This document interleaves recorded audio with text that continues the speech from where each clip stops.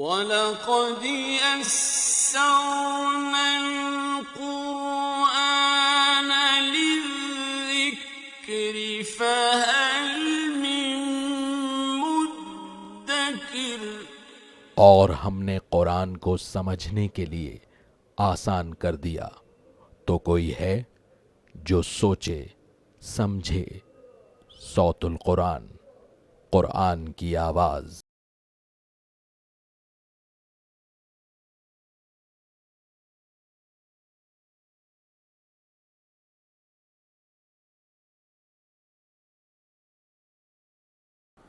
نحمدہ ونصلی علی رسولہ الکریم، اما بعد، اعوذ باللہ من الشیطان الرجیم، بسم اللہ الرحمن الرحیم۔ ان اللہ لا یظلم مثقال ذرہ وان تک حسنۃ یضاعفها ویؤت من لدنہ اجرا عظیما۔ صدق اللہ العظیم۔ سورہ النساء آیت نمبر 40 سے مطالعہ شروع کر رہے ہیں۔ سورۃ النساء کا 6واں رکوع اس وقت ہمارے زیر مطالعہ ہے۔ فرمایا ان اللہ لا یظلم مثقال ذرہ، بے شک اللہ ذرے کے برابر بھی ظلم نہیں فرماتا۔ وَإِن تَكُ حَسَنَةً يُضَاعِفْهَا، اور اگر کوئی نیکی ہوگی تو اللہ اس کو کئی گنا فرما دے گا۔ وَيُؤْتِ مِن لَّدُنْهُ أَجْرًا عَظِيمًا، اور اپنے پاس سے اجر عظیم عطا فرمائے گا۔ یہ اللہ کی عنایت کا معاملہ کہ اللہ انسان کے اعمال کی قدردانی فرمائیں گے، اور اللہ تعالیٰ نیکیوں کے اجر و ثواب کو بڑھا کر عطا فرمائیں گے۔ یہاں تک کہ سورۃ البقرہ آیت نمبر 261 میں ہم پڑھتے ہیں کہ اللہ تعالیٰ 700 گنا تک بھی اجر و ثواب بندے کو، اور اس سے بڑھ کر بھی جس کو چاہیں گے اجر و ثواب عطا فرمائیں گے۔ اس کے بعد کی آیت وہ آیت ہے جس کو سن کر اللہ کے نبی صلی اللہ علیہ وسلم زار و قطار رو دیے تھے۔ بخاری شریف میں تفصیل ہے، عبداللہ ابن مسعود رضی اللہ عنہ قرآن حکیم کی تلاوت فرما رہے تھے، اور اللہ کے نبی صلی اللہ علیہ وسلم تلاوت سن رہے تھے۔ جب یہ آیت پڑھی گئی تو آپ کی آنکھوں سے آنسو جاری ہو گئے۔ آئیے اس آیت کو ہم بھی سمجھیں۔ فرمایا فَكَيْفَ إِذَا جِئْنَا مِن كُلِّ أُمَّةٍ بِشَهِيدٍ، پس کیا کیفیت ہوگی جب ہم ہر امت میں سے گواہ کو بلائیں گے۔ وَجِئْنَا بِكَ عَلَىٰ هَٰؤُلَاءِ شَهِيدًا، اور اے نبی صلی اللہ علیہ وسلم آپ کو ان لوگوں کے خلاف گواہ کے طور پر کھڑا کریں گے۔ یعنی ہر امت کے رسول کو اس کی امت کے خلاف گواہی دینی ہوگی، اور اے نبی آپ کو ہم کھڑا کریں گے آپ کے لوگوں کے خلاف گواہی کے لیے۔ اللہ کے نبی کیوں روئے؟ اس لیے کہ مجھے اپنی امت کے خلاف گواہی دینی ہوگی کہ اللہ میں نے تو ان کو پیغام پہنچا دیا تھا، اب اس کے بعد انہوں نے کیا کیا، اے اللہ تو ہی جانتا ہے۔ ہمیں غور کرنا چاہیے، اللہ کے نبی اس جواب دہی کے احساس پر روئے تھے۔ ہمیں بھی یہ جواب دہی کا احساس ہے، ہمیں بھی یاد ہے کہ ہمیں اللہ کے سامنے مرنے کے بعد جواب دہی کرنی ہوگی، اور امتی کی حیثیت میں جو ہماری ذمہ داری ہے، ہم خود اللہ کے دین پر عمل کریں اور دوسروں کو اللہ کے دین کی دعوت دیں، دوسروں کو بھی دین پر لانے کی کوشش کریں۔ کیا اس جواب دہی کا احساس ہمیں بھی ہے؟ اللہ کے نبی تو روتے تھے، آج ہمارا عالم کیا ہے، ہمیں اس کا جائزہ لینا چاہیے۔ اللہ ہمیں ہمارے اعمال کی اصلاح کی توفیق عطا فرمائے۔ اس کے بعد کی آیت میں نبی صلی اللہ علیہ وسلم کی اطاعت کے حوالے سے گفتگو اللہ تعالیٰ نے فرمائی ہے۔ یومئذ یود الذین کفروا وعصوا الرسول لو تسوی بہم الارض، اس دن یعنی قیامت کے دن تمنا کریں گے وہ لوگ جنہوں نے کفر کیا اور رسول صلی اللہ علیہ وسلم کی نافرمانی کی، اے کاش ان پر زمین کو برابر کر دیا جائے، وہ دوبارہ زندہ نہ کیے جاتے اور ان کو زمین میں دفن ہی رہنے دیا جاتا، یہ دفن کر کے مٹی برابر ہی کر دی جاتی ہمیشہ کے لیے۔ وَلَا يَكْتُمُونَ اللَّهَ حَدِيثًا، اور وہ اللہ سے کوئی بات بھی چھپا نہیں سکیں گے۔ مراد یہ ہے، فرمایا کہ جنہوں نے کفر کیا اور رسول کی نافرمانی کی وہ تمنا کریں گے اے کاش زمین کی مٹی ان پر برابر کر دی جائے۔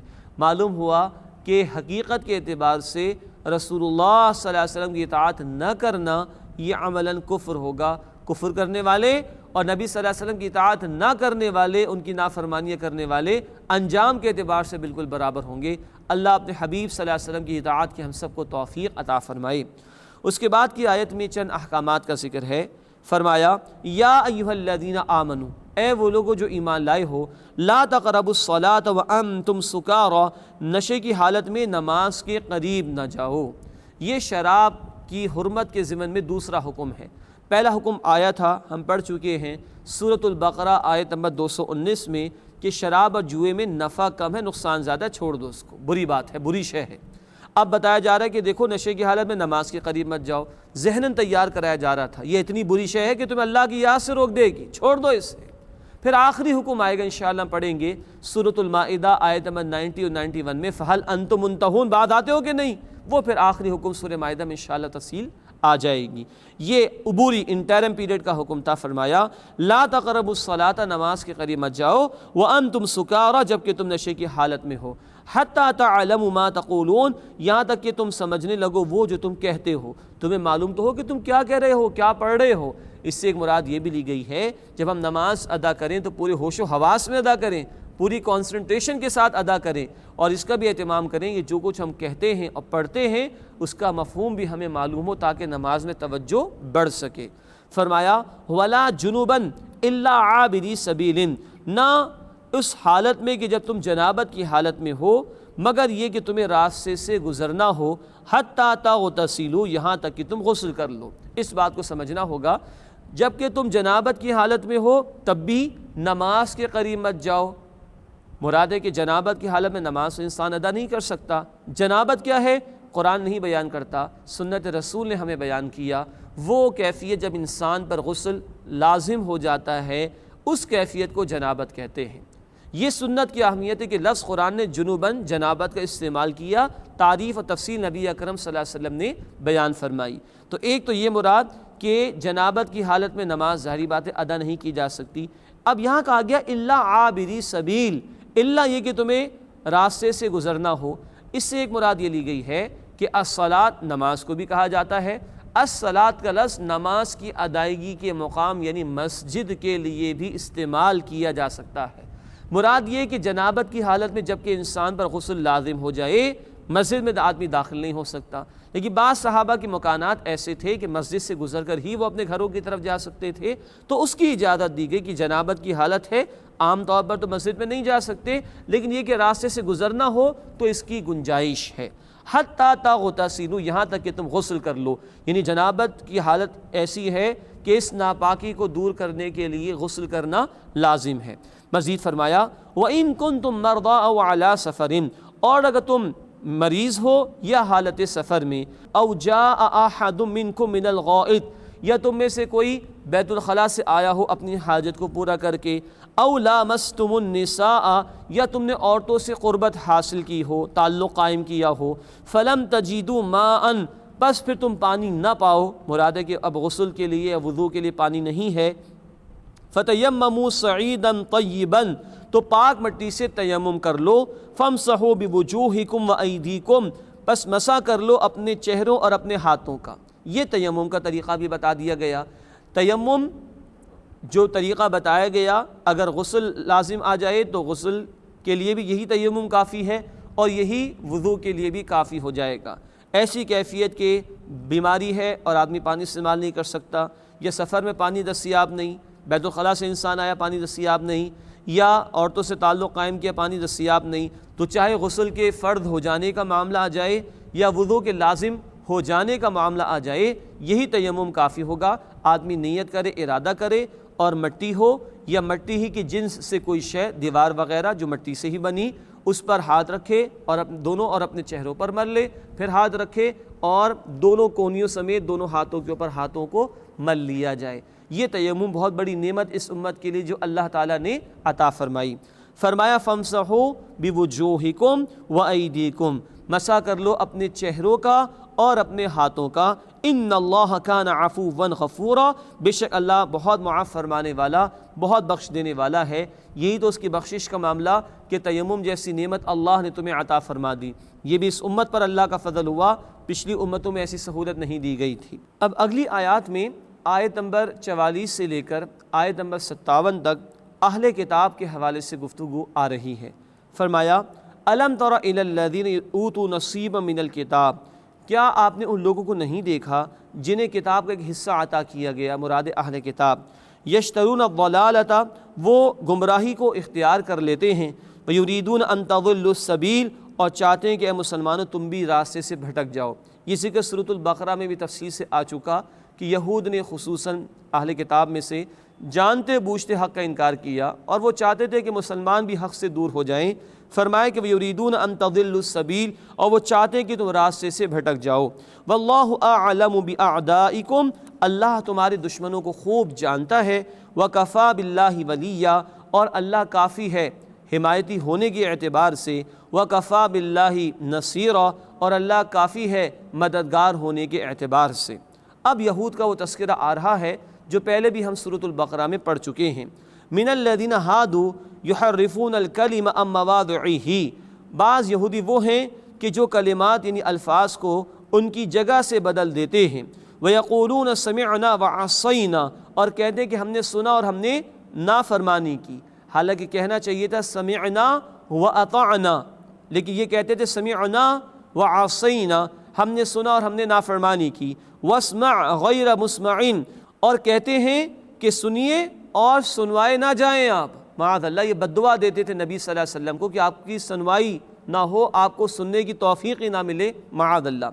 وَرَاعِنَا لَيًّا بِأَلْسِنَتِهِمْ، اور راعنا کہتے تھے اپنی زبانوں کو موڑ کر، یہ بھی البقرہ میں ہم پڑھ چکے کہ یہ کھینچ کر راعینا کہتے تھے، اے ہمارے چرواہے۔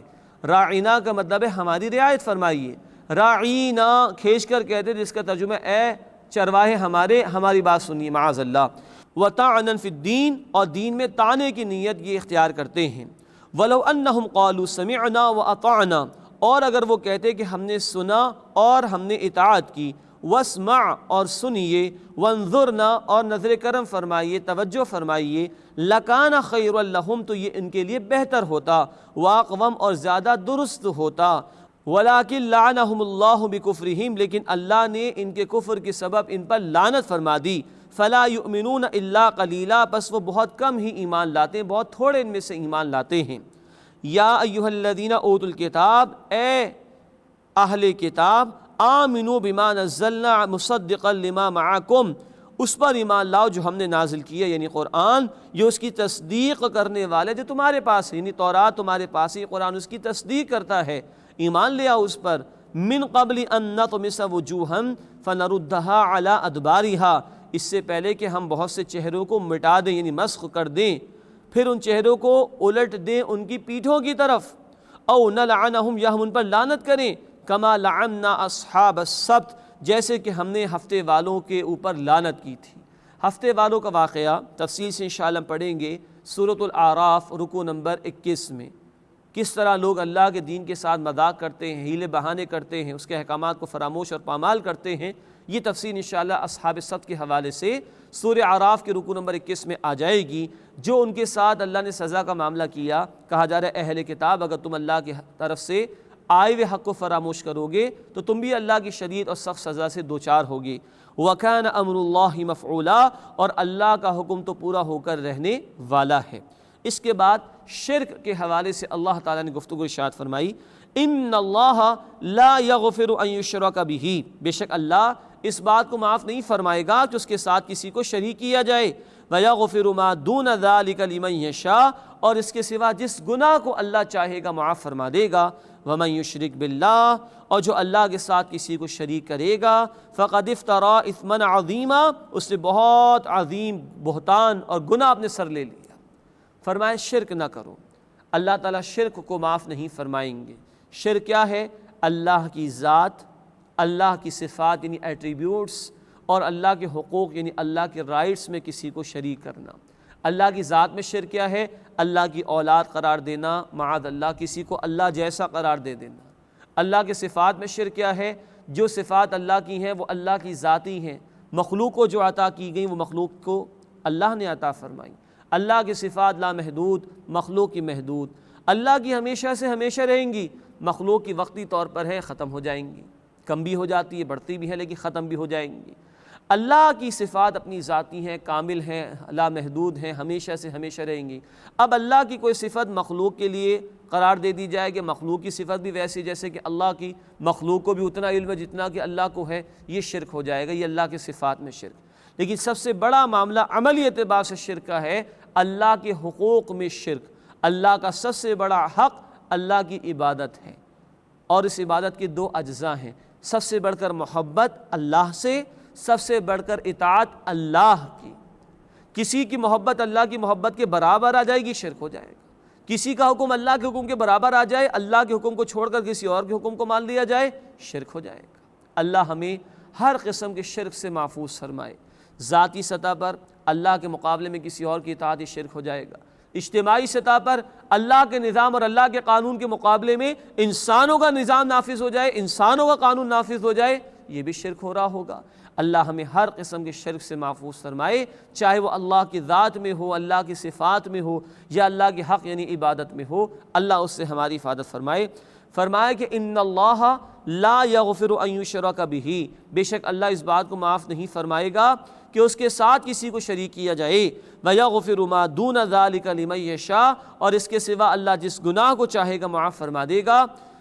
مراد کیا ہے؟ توبہ سے تو شرک بھی معاف ہو جاتا ہے، ایک امکان ہے کہ دیگر گناہوں کو اللہ چاہے گا تو معاف فرما دے گا، بشرطے کہ بندہ شرک نہ کرے۔ لیکن لائسنس تو کل نہیں ہے کہ گناہ کیے جاؤ، پھر اسی دوران موت آ گئی تو آدمی کیا مولے کہ اللہ کے سامنے جائے گا۔ ہر گناہ سے بچنا ہے، لیکن یہاں کہا گیا کہ شرک تو معاف نہیں کریں گے اللہ، بقیہ گناہوں کو اللہ چاہے گا تو معاف فرما دے گا، یعنی امکان ہے کہ بقیہ گناہ بغیر توبہ کے بھی معاف ہو جائے، لیکن شرک تو توبہ کے بغیر معاف نہیں ہوتا۔ وَمَن يُشْرِكْ بِاللَّهِ، اور جس نے اللہ کے ساتھ کسی کو شریک ٹھہرایا، فَقَدْ افْتَرَىٰ إِثْمًا عَظِيمًا، اس نے بہت عظیم بہتان اور گناہ اپنے سر لے لیا۔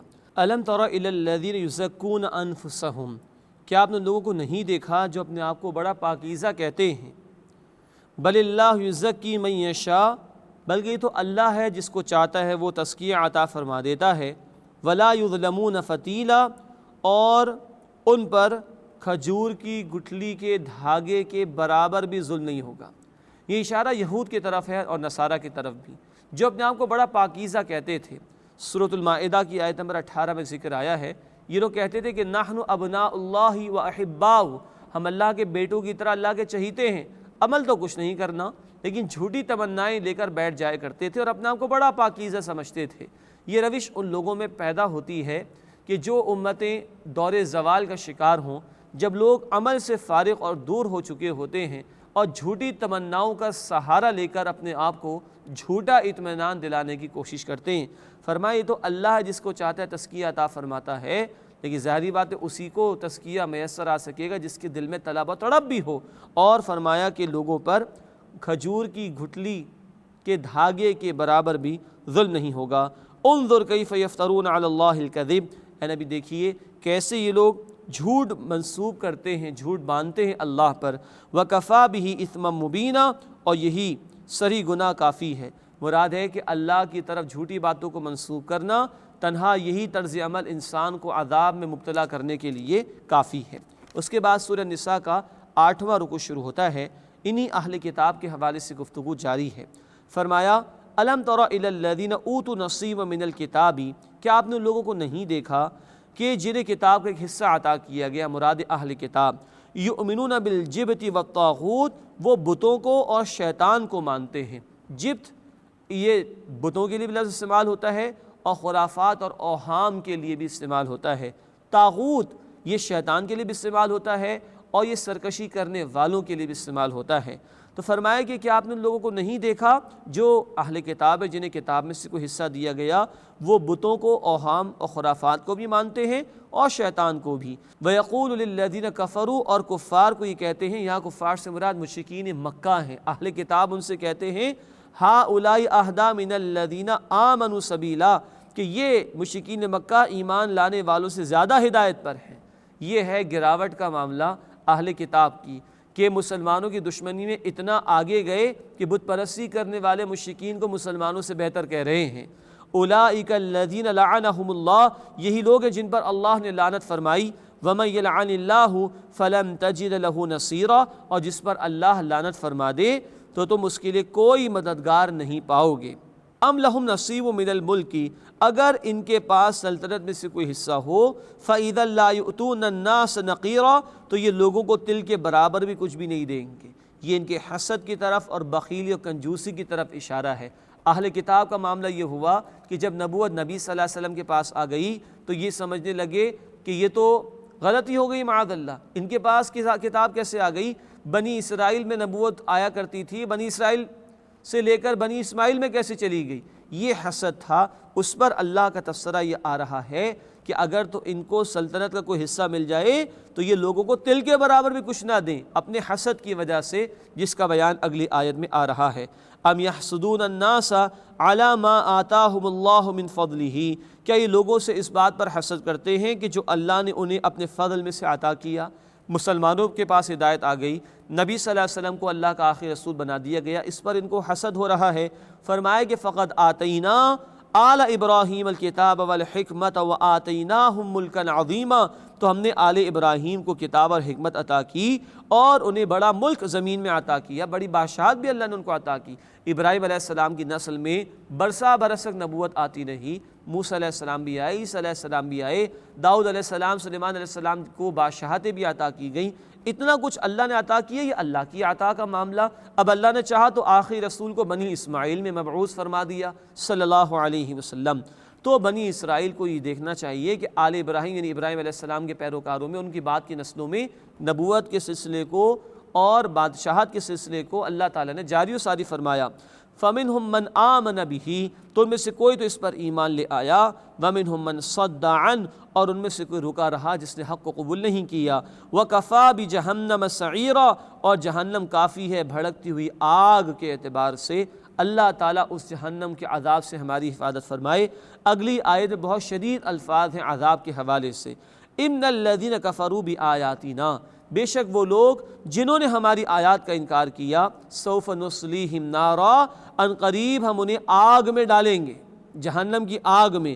کلما نضجت جلودہم بدلناہم جلودا غیرہا لیذوقوا العذاب، جب جب ان کی کھالیں جل جائیں گی تو ہم نئی کھالیں بدل کر عطا کر دیں گے تاکہ وہ بار بار مستقل عذاب کو چکھتے رہیں. ان اللہ کان عزیزا حکیما، بے شک اللہ زبردست حکمت والا ہے. اللہم اجرنا من النار، اے اللہ ہمیں آگ کے عذاب سے محفوظ فرما. بتایا جا رہا ہے کہ یہ عذاب مستقل ہوگا، کھال جل جائے گی دوبارہ کھال دی جائے گی تاکہ بار بار وہ جلنے کے عذاب کا مزہ چکھتے رہیں. آج ماڈرن سائنس بھی ہمیں بتاتی ہے، ایک سائنٹیفک فیکٹ کی طرف بھی چلتے چلتے اشارہ ہو جائے کہ ہماری کھال میں وہ پین ریسیٹرز ہیں، وہ خلیات ہیں جو درد کو محسوس کرتے ہیں. جیسے کہ جب سوئی لگائی جاتی ہے، سرنج لگائی جاتی ہے تو کھال پر ٹچ ہوتی ہے تو تکلیف ہوتی ہے، جب وہ گوشت میں چلی جاتی ہے تکلیف ختم ہو جاتی ہے. یہاں فرمائے کہ کھال بار بار دی جائے گی، بار بار دی جائے گی تاکہ بار بار وہ جلنے کے عذاب کو چکھتے رہیں. اللہ ہمیں جہنم کے عذاب اور آگ کے عذاب سے محفوظ فرمائے.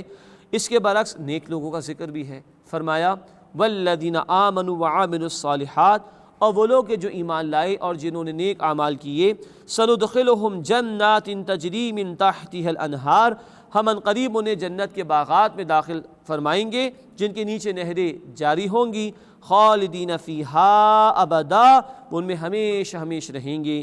لہم فیہا ازواج مطہرہ، وہاں ان کے لیے پاکیزہ جوڑے بھی ہوں گے. وندخلہم ظلا ظلیلا، اور ہم انہیں گھنی چھاؤں کے سائے میں داخل فرمائیں گے. کیسے سائے ہوں گے؟ بخاری شریف کی روایت ہے، اللہ کے رسول صلی اللہ علیہ وسلم نے فرمایا کہ جنت میں ایک درخت ایسا بھی ہے جس کا سایہ اتنا طویل ہوگا کہ ایک سوار 100 برس تک بھی اس کے سائے میں چلتا رہے تو وہ سایہ ختم نہیں ہوگا. یہ نعمتیں جو اللہ نے تیار کر رکھی ہیں وہاں پر، اللہ ہمیں ان کا یقین عطا فرمائے اور ان کا مستحق بننے کے لیے اللہ تعالی ہمیں عمل کرنے کی، محنت کرنے کی توفیق عطا فرمائے. اس کے بعد کی آیات میں اب اہل ایمان کے حوالے سے گفتگو آ رہی ہے اور اجتماعی معاملات کے ضمن میں جوڈیشری کے حوالے سے بہت اہم ہدایات دی گئی ہیں. اسی طرح کانسٹیٹیوشن کے حوالے سے بڑی اہم ہدایات عطا کی گئی ہیں. فرمایا ان اللہ یأمرکم ان تؤدوا الامانات الی اہلہا، بے شک اللہ تمہیں حکم دیتا ہے کہ امانتیں ان کے اہل لوگوں کے حوالے کر دو. وَإِذَا حَكَمْتُمْ بَيْنَ النَّاسِ أَن تَحْكُمُوا بِالْعَدْلِ، اور جب تم لوگوں کے درمیان فیصلہ کرنے لگو تو عدل کے ساتھ، انصاف کے ساتھ فیصلہ کرو. ان اللہ نعم یعظکم بہ، بے شک اللہ تمہیں نصیحت فرماتا ہے. ان اللہ کان سمیعا بصیرا، بے شک اللہ خوب سننے والا، دیکھنے والا ہے. پہلی ہدایت آئی ہمارے اجتماعی معاملات کے حوالے سے امانت ان کے اہل لوگوں تک پہنچا دو۔ امانت کیا ہے؟ صرف روپے پیسے کی امانت نہیں، کوئی منصب ہے وہ بھی امانت ہے، کوئی عہدہ ہے وہ بھی امانت ہے، ہم کہیں تنخواہ لیتے ہیں جس وقت کی وہ وقت ہمارے پاس امانت ہے، کوئی مشورہ ہم سے کسی نے مانگا، کوئی پرائیویٹ بات، اس کی کانفیڈینشیل بات ہمارے علم میں آ گئی، وہ ایک امانت ہے ہمارے پاس۔ اسی طرح سیاسی سطح پر دیکھ لیجئے، رعایا حکمرانوں کے لیے امانت ہے، گنتے چلے جائیے۔ فرمایا کہ امانت ان کے اہل لوگوں کے حوالے کر دو۔ امانت میں حقوق بھی شامل ہیں، لوگوں کی حقوق ادا کرنا۔ امانت کے اندر ووٹ بھی کبھی آ جائے گا، وہ بھی حقداروں تک پہنچانے کی کوشش کرنا۔ یہ الگ بحث ہے کہ انتخابات کسی ملک میں نظام کو چلانے کے لیے ہوتے، نظام جب بھی بدلا ہے وہ انقلاب کے ذریعے سے بدلا ہے، انتخابات کے ذریعے سے نہیں۔ لیکن ووٹ انتخابات کے سوا پبلک جو باڈیز ہوتی ہیں ان کے انتخابات بھی ہوا کرتے ہیں۔ بہرحال یہ بھی ایک امانت ہے ہمارے پاس۔ کہا گیا کہ امانت ان کے حقداروں تک پہنچا دو، وہ حقوق بھی ہیں، وہ ووٹ بھی ہو سکتا ہے، وہ منصب کی ادائیگی کے لیے کسی کو مقرر کرنے کا معاملہ بھی ہو سکتا ہے۔ فرمایا کہ امانت کو ان کے اہل لوگوں کے حوالے کر دو۔ قرآن حکیم میں جا بجا امانت کا ذکر آتا ہے، اور احادیث مبارکہ میں تو یہاں تک آیا، بخاری شریف کی روایت ہے، اللہ کے نبی صلی اللہ علیہ وسلم نے منافق کی چند نشانیاں بیان کی، اور اس میں ایک یہ بھی ہے کہ جب بھی امانت رکھوائی جاتی ہے وہ خیانت کرتا ہے۔ بہقی شریف کی روایت ہے، اللہ کے نبی صلی اللہ علیہ وسلم نے فرمایا، لا ایمان لمن لا امانت لہ، اس شخص کا کوئی ایمان نہیں جو امانت کو پورا نہیں کرتا۔ امانت اتنا اہم وصف ہے کہ اللہ کے نبی صلی اللہ علیہ وسلم نے فرمایا جس میں امانت کی پاسداری نہیں وہ مومن ہو ہی نہیں سکتا۔ فرمایا دوسری ہدایت، وَإِذَا حَكَمْتُمْ بَيْنَ النَّاسِ أَن تَحْكُمُوا بِالْعَدْلِ، اور جب تم لوگوں کے درمیان فیصلہ کرنے لگو تو عدل یعنی انصاف کے ساتھ فیصلہ کرو۔ یہ عدالت کے لیے بھی ہے، یہ ججز کے لیے بھی ہے، یہ عام معاملات کے اندر جو حکم ہوتے ہیں فیصلہ کرنے والے ان کے لیے بھی، لوگوں کے درمیان عدل کے ساتھ فیصلہ کرو۔ اللہ العادل ہے، عدل فرمانے والا ہے، وہ چاہتا ہے کہ بندے بھی اپنے معاملات کے اندر عدل کریں۔ جب ہمارا معاملہ فیصلہ کرنے کی پوزیشن کا آ جائے، کوئی جج ہے، کوئی حکم ہے، کوئی بڑا ہے خاندان کا اور معاملے کو ریزالو کرا رہا ہے، تو کسی کی بیجا طرفداری کا معاملہ نہ ہو۔ آج طرفداری تو کر لیں گے، کیا کر اللہ کے سامنے بھی طرفداری کر سکیں گے؟ فرمایا کہ نہیں، ان تحکموا بالعدل، عدل کے ساتھ تم فیصلہ کرنے کی کوشش کرو۔ ان اللہ نعم ما یعظکم بہ، بے شک اللہ تمہیں عمدہ نصیحت فرماتا ہے۔ ان اللہ کان سمیعا بصیرا، بے شک اللہ خوب سننے والا دیکھنے والا ہے۔ یہ اللہ کی نصیحتیں ہیں، وہ دیکھ رہا ہے کہ تم ان احکامات کے متعلق کیا رویہ اختیار کر رہے ہو، وہ سنتا بھی ہے اور جانتا بھی ہے۔ ایک اور اہم ہدایت مسلمانوں کے سیاسی معاملات کے حوالے سے، حکمرانوں کی سطح پر بھی یہ معاملات آ جایا کرتے جن کے لیے رہنمائی دی گئی۔ یا ایھا الذین آمنوا، اے وہ لوگو جو ایمان لائے ہو، اطیعوا اللہ و اطیعوا الرسول، اطاعت کرو اللہ کی اور اطاعت کرو رسول کی صلی اللہ علیہ وسلم، وَأُولِي الْأَمْرِ مِنْكُمْ، اور تم میں سے جو صاحب امر صاحب اختیار ہوں۔ یہ بہت اہم الفاظ ہیں۔ اللہ کی اطاعت کرو، رسول صلی اللہ علیہ وسلم کی اطاعت کرو، اور جو تمہارے اولو الامر صاحب اختیار لوگ ہیں ان کی۔ نوٹ کیجئے گا، اللہ کے ساتھ اطاعت کا لفظ آیا، اللہ کے رسول کے ساتھ اطاعت کا لفظ آیا، اولو الامر صاحب اختیار لوگوں کے ساتھ اطاعت کا لفظ نہیں آیا۔ کیا مطلب؟ اللہ کی اطاعت، اللہ کے رسول صلی اللہ علیہ وسلم کی اطاعت انکنڈیشنل ہے، غیر مشروط ہے، ہر حال میں کرنی، بلائنڈلی فالو کرنا۔ لیکن اللہ کے رسول کے بعد اب کوئی بھی معصوم نہیں، چاہے وہ حکمران ہی کیوں نہ ہو، ذمہ داران ہی کیوں نہ ہو، اگر وہ ایسا حکم دے جو اللہ اور اس کے رسول کی اطاعت سے ٹکرائے گا تو وہاں ان کی بات نہیں مانی جائے گی۔ یہ ہے وَأُولِي الْأَمْرِ مِنْكُمْ، یہ حکمران بھی ہو سکتے ہیں، ذمہ داران بڑے بھی ہو سکتے ہیں، لیکن اصل بات کیا ہے کہ ان کی بات مانی جائے گی جب تک کہ اللہ اور اس کے رسول کی اطاعت کے تحت یہ حکم دے رہے ہوں۔ اگر ان کا کوئی حکم اللہ اور اللہ کے رسول کے حکم سے ٹکرائے گا، اللہ اور اس کے رسول صلی اللہ علیہ وسلم کی اطاعت سے ٹکرائے گا، تو وہاں ان کی بات نہیں مانی جائے گی۔ فرمایا فَإِن تَنَازَعْتُمْ فِي شَيْءٍ فَرُدُّوهُ إِلَى اللَّهِ وَالرَّسُولِ، اگر کسی معاملے میں نزاع جھگڑا پیدا ہو جائے تو معاملے کو اللہ اور رسول صلی اللہ علیہ وسلم کی طرف لوٹا دو۔ میری اور آپ کی بات میں اختلاف ہو گیا، معاملہ لوٹایا جائے گا اللہ اور اللہ کے رسول کی طرف۔ کیا مطلب؟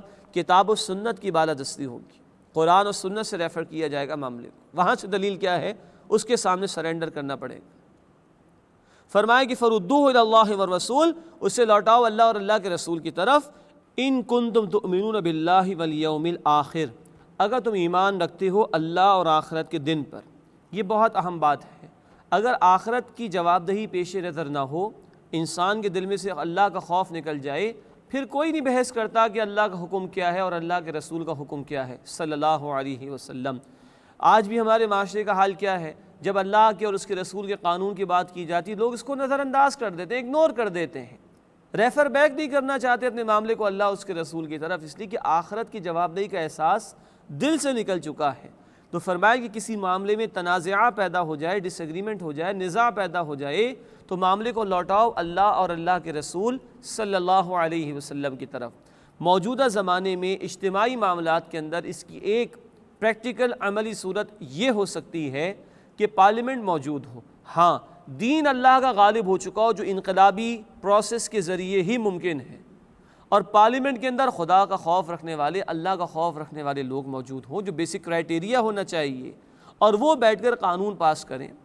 اور ظاہر بات ہے پارلیمنٹ مسلمانوں کی ہے اور خوف خدا رکھنے والے لوگ ہوں گے تو یقیناً وہ قانون قرآن و سنت کے مطابق ہوگا۔ لیکن ایک مسلمان یہ محسوس کرتا ہے کہ یہ غلط قانون پاس ہوا، یہ قرآن کی آیت حدیث رسول کے خلاف ہے، اللہ کے نبی کے حکم کے خلاف ہے، تو وہ عدالت کا دروازہ کھٹکھٹائے۔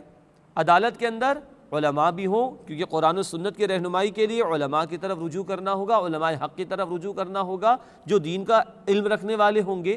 عدالت میں ماہرین بھی موجود ہو تاکہ کوئی ٹیکنیکل رائے کی ضرورت ہو تو وہ ان سے حاصل کی جائے۔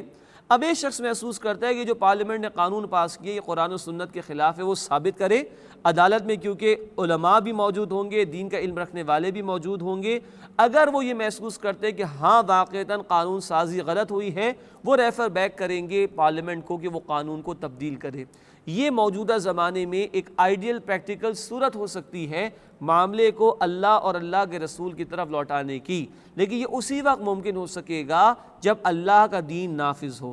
اللہ ہمارے اس ملک میں ہمیں توفیق دے کہ ہم اللہ کے دین کو نافذ کر سکیں، جس کے لیے ہم نے اس پاکستان کو حاصل کیا تھا۔ فرمایا ذالک خیر و احسن تأویلا، یہ بہتر بھی ہے اور اس کا انجام بھی عمدہ ہوگا۔ اللہ ہی کی بات مانو، اللہ کے رسول کی بات مانو، تبھی انجام بہتر ہوگا۔ اللہ تعالیٰ نے قرآن میں فرمایا سورہ الاحزاب آیت نمبر 71 میں وَمَن يُطِعِ اللَّهَ وَرَسُولَهُ فَقَدْ فَازَ فَوْزًا عَظِيمًا، اور جو اللہ اور اس کے رسول صلی اللہ علیہ وسلم کی اطاعت کرے گا یقیناً وہی عظیم کامیابی حاصل کرے گا۔ اللہ کی نگاہوں میں کامیابی کا کرائٹیریا معیار یہ ہے کہ بندہ اللہ اور اس کے رسول صلی اللہ علیہ وسلم کی اطاعت کرے۔ تو بڑی اہم دو ہدایات اس ایک آیت میں ہمارے سیاسی معاملات کے لیے دی گئیں۔ نمبر ایک، اللہ کی اطاعت کرو، اللہ کے رسول کی اطاعت کرو صلی اللہ علیہ وسلم، یہ انکنڈیشنل غیر مشروط ہے، اور اپنے صاحب امر لوگوں کی، حکمران ہیں، ذمہ داران ہیں، ان کی بات بھی مانو، لیکن ان کی بات ماننا اللہ اور اللہ کے رسول صلی اللہ علیہ وسلم کی اطاعت کے تابع رہے گا۔ نمبر دو، اگر کسی معاملے میں ڈس ایگریمنٹ، نزاع پیدا ہو جائے تو معاملے کو لوٹاؤ اللہ اور اللہ کے رسول کی طرف، یعنی کتاب و سنت کی طرف لوٹاؤ۔ انفرادی معاملات میں اہل علم سے رائے لے لی جائے گی، قرآن فلاں مسئلے کے بارے میں کیا کہتا ہے، سنت فلاں مسئلے کے بارے میں کیا کہتی ہے۔ اجتماعی سطح پر وہ صورتحال ہے جو میں نے آپ کے سامنے ایک عملی بات عرض کی کہ پارلیمنٹ قانون سازی کرے۔ اگر یہ شخص محسوس کرتا ہے کہ قرآن و سنت کے خلاف قانون بنا، وہ عدالت کا دروازہ کھٹکھٹائے جہاں علماء اور اہل علم بھی موجود ہوں، اور معاملہ قرآن و سنت کے خلاف نظر آئے کہ ہوا ہے تو عدالت ریفر بیک کرے معاملے کو پارلیمنٹ کی طرف، اور وہ قانون کو قرآن و سنت کے مطابق لانے کی کوشش کرے۔ ذالک خیر و احسن تأویلا، یہی بات بہتر بھی ہے اور اس کا انجام بھی بہت عمدہ ہے۔ اس کے بعد اگلی آیت میں اس بات کا ذکر آیا کہ منافقین وہ دو رخی پالیسی اختیار کرتے تھے، جب چاہتے تھے مسلمانوں کے پاس آتے، نبی صلی اللہ علیہ وسلم کی بات مان لیتے، جب چاہتے طاغوت کے پاس، سرداران یہود کے پاس اور ان لوگوں کے پاس چلے جایا کرتے تھے، جس کا دل چاہا، جس سے جا کے اس سے چاہا بات پوچھ لی، قانون پوچھ لیا، حکم پوچھ لیا اور عمل درآمد کر دیا۔ اس کے متعلق فرمایا الم تر الی الذین یزعمون انہم آمنوا بما انزل الیک وما انزل من قبلک، اے نبی آپ نے کیا ان لوگوں کی طرف نہیں دیکھا جو اس بات کا دعویٰ کرتے ہیں کہ وہ اس پر ایمان لے آئے جو آپ پر نازل کیا گیا، یعنی قرآن حکیم، اور جو آپ سے پہلے نازل کیا گیا یعنی پچھلی کتاب میں۔ یریدون، وہ چاہتے ہیں، ان یتحاکموا الی الطاغوت، کہ اپنے مقدمات طاغوت کے پاس لے کر جائیں۔ طاغوت شیطان کو بھی کہا جاتا ہے، اور طاغوت وہ افراد جو اللہ کے قانون کے مقابلے میں اپنی بات منوانے کی کوشش کریں ان کو بھی طاغوت کہا جاتا ہے۔ طاغوت اس نظام کو بھی کہا جائے گا کہ جو نظام اللہ کے قانون کے مقابلے میں انسانوں کے بنائے ہوئے قانون کے مطابق فنکشن کر رہا ہو۔ یہاں مراد ہیں یہود کے سردار منافقین مدینہ، ان کے پاس جا کر اپنے مقدمات کے فیصلے کراتے تھے۔ یریدون ان یتحاکموا الی الطاغوت، وہ چاہتے ہیں کہ اپنا مقدمہ طاغوت کے پاس لے کر جائیں۔ وقد امروا ان یکفروا بہ، حالانکہ انہیں حکم دیا گیا تھا کہ وہ اس کو نہ مانے صرف اللہ کے قانون کو، مانے صرف اللہ کے نبی صلی اللہ علیہ وسلم کے اصول اور قوانین کو، مانے صرف اللہ کی حاکمیت کو۔ لیکن یہ کیا چاہتے ہیں؟ یہ سرداران یہود کے پاس جاتے ہیں اور ان سے جا کے فیصلے کراتے ہیں۔ ضمناً ایک بات جان لیجئے، سورہ نساء ہم پڑھ رہے ہیں، مدنی دور کا 14 سال ہے تقریباً، لگ بھگ اس وقت اس سورہ مبارکہ کا نزول ہے۔ ابھی دین کا کامل غلبہ ہو نہیں سکا ہے، ابھی تو غزوات کا سلسلہ بھی جاری ہے، ایک کشاکش جاری ہے۔ اس صورتحال میں جب نبی صلی اللہ علیہ وسلم مدینہ منورہ تشریف لائے تھے تو مسلمانوں کا اور یہود کا ایک معاہدہ ہوا تھا جسے میثاق مدینہ کہا جاتا ہے۔ آزادی تھی جو جس سے چاہے فیصلہ کرا لے، کیوں؟ ابھی دین مغلوب تھا۔ نبی صلی اللہ علیہ وسلم بھی فیصلے کرتے تھے قرآن و سنت کے مطابق، اور یہود کے جو اہل علم و سردار تھے وہ بھی فیصلے کیا کرتے تھے۔ غور طلب بات یہ ہے کہ ایک وقت میں دو قوانین چل رہے ہیں، یہ اس لیے ہے کہ نظام اس وقت غالب اور قائم نہیں ہو سکا تھا۔ ہاں جب اللہ کا دین غالب اور قائم ہو جائے، جیسے فتح مکہ کے موقع پر اور اس کے بعد ہوا، وَرَأَيْتَ النَّاسَ يَدْخُلُونَ فِي دِينِ اللَّهِ أَفْوَاجًا، اور آپ دیکھیں گے کہ لوگ فوج در فوج اللہ کے دین میں داخل ہو رہے ہیں۔ جب وہ ہو جائے تو پھر قانون اللہ ہی کا چلے گا، کسی اور کا نہیں چل سکتا، یہ کمپرومائز ہو ہی نہیں سکتا اسلامی تعلیمات کے تحت۔ لیکن ابھی تو جد و جہد جاری تھی، ابھی دین غالب نہیں ہوا تھا، تو جو چاہتا مسلمانوں میں سے جا کر یا مسلمانوں کے پاس جا کر نبی صلی اللہ علیہ وسلم سے فیصلہ کرا لیتا، اور جو چاہتا وہ یہود کے سرداروں اور اہل علم سے فیصلہ کرا لیتا۔ یہ گفتگو میں نے آپ کے سامنے اس لیے رکھی کہ آج کل ایک تصور یہ بھی عام کیا جا رہا ہے کہ نبی صلی اللہ علیہ وسلم جب مدینہ تشریف لائے تھے تو خود بخود ایک اسلامی حکومت قائم ہو گئی تھی۔ اس کی بنیاد پر قتال کا انکار کیا جاتا ہے اور دین کی جد و جہد کا انکار کیا جاتا ہے۔ سوال یہ کہ یہ کیسی اسلامی حکومت قائم ہو گئی تھی بھائی؟ یہ کیسی اسلامی حکومت قائم ہو گئی تھی کہ جس میں اللہ کے قانون پر بھی عمل درآمد کے لیے جو چاہے وہ نبی صلی اللہ علیہ وسلم کے پاس چلے جائے، اور جو چاہے سرداران یہود کے پاس یا ان کے اہل علم کے پاس جا کے فیصلے کرا لے۔ ایک حکومت اور ایک نظام کے تحت دو قانون کیسے چل سکتے ہیں؟ تو یہ کہنا کہ خود بخود اسلام میں ریاست قائم ہو گئی تھی ہجرت مدینہ کے فوراً بعد، یہ بات درست نہیں ہے، بلکہ ابھی دو قوانین چل رہے ہیں۔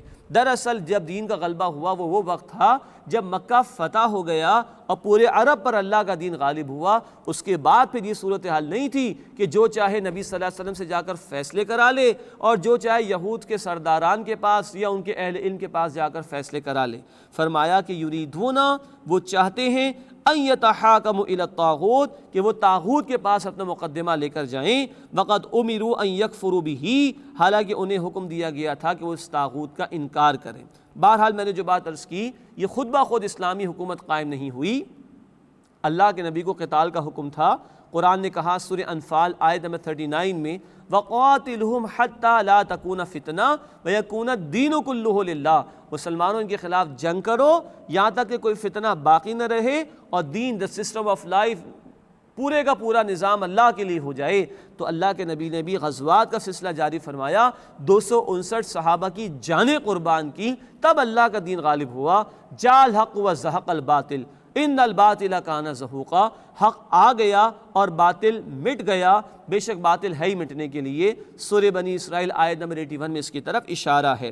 فرمایا یریدون ان یتحاکموا الی الطاغوت، وہ چاہتے ہیں کہ اپنا مقدمہ طاغوت کے پاس لے کر جائیں۔ وقد امروا ان یکفروا بہ، حالانکہ انہیں حکم دیا گیا تھا کہ وہ اس کو نہ مانیں، طاغوت کا انکار کریں، ایک اللہ کی حاکمیت کو مانیں، اس کے حکم کے نفاذ کی کوشش کریں اور اسی کے قانون پر عمل کریں، نہ کہ انسانوں کے قانون پر عمل کریں۔ وَيُرِيدُ الشَّيْطَانُ أَن يُضِلَّهُمْ ضَلَالًا بَعِيدًا، اور شیطان تو چاہتا ہے کہ انہیں بہکا کر دور کی گمراہی میں لے جائے۔ شیطان تو یہی چاہے گا نا، اللہ کے قانون کو چھوڑو، من چاہی باتوں پر عمل کرو، انسانوں کے دیے ہوئے قوانین پر عمل کرو، جبکہ اللہ تو 3 مرتبہ قرآن میں ارشاد فرماتے ہیں، ان الحکم الا للہ، حکم کا اختیار صرف اللہ کے لیے ہے. Verily authority is for Allah subhanahu wa ta'ala. حکم صرف اللہ ہی کا چلے گا.